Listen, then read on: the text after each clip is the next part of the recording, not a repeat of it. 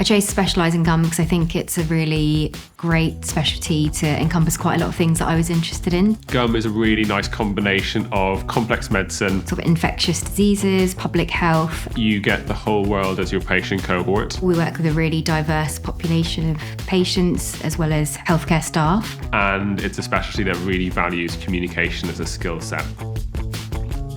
So the gum training pathway at the moment is gum and HIV, which is dual accredited with general internal medicine. The majority of time in gum and HIV, with 3 months a year in general medicine. I was very lucky through my training process that I was given lots of time to explore things that I was interested in. I think training in both internal medicine and gum has been quite useful. Having done 6 months of elderly care has been quite useful when seeing patients living with HIV in an outpatient setting. And I think the people that come into gum training have got really passionate interests that they find. That might be overseas work, it might be education, it might be minoritized communities. So you've got to really support them in that passion to do that. I feel like it's one of the most well-supported specialties that I've worked in.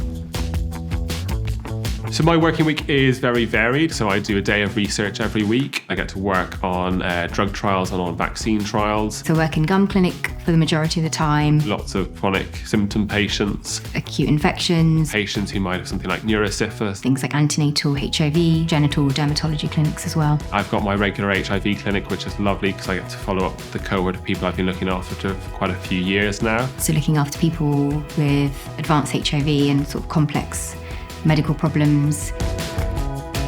We serve some populations that are quite vulnerable that might not otherwise access healthcare. A lot of people who come through our door are quite stressed. Usually we can help to relieve or calm that stress down. You get to see people, diagnose and treat things that often can be treated on the day. We get to come up with an answer then and there. There's quite a variety of opportunities outside of clinical work, and they really promote you to do out-of-programme research or experiences as well. Lots of people get involved in policy making. That might be leading our national societies. It might be working with the government on designing healthcare policies. The ability to go abroad and work internationally as well, especially with HIV care.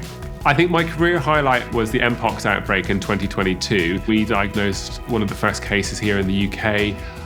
But it lifted gum back into the spotlight again, and we got to work at the forefront of that outbreak. I think it was fantastic to see people realise what we're capable of. I think I have quite a good work-life balance. Because we work in a clinic environment predominantly, that's quite a structured setting, so we know when our first and last patients are going to be. There's not a lot of nights or weekends where you work. We don't do a huge amount of on-call work. When you're on general medicine, you might be on call a little bit more, but again, it's in a block of time, which isn't throughout the year. Compared to the majority of medical specialties, we have a very, very good work-life balance. We have always had STIs and we always will. We have an ever-changing sort of field that we're working in, so there's always new research. We've seen changes in antibiotic resistance. We get involved in global outbreaks like Mpox. So we have a lot of involvement in public health. And then we get new additions like PrEP, which changes the whole way we work in sexual health.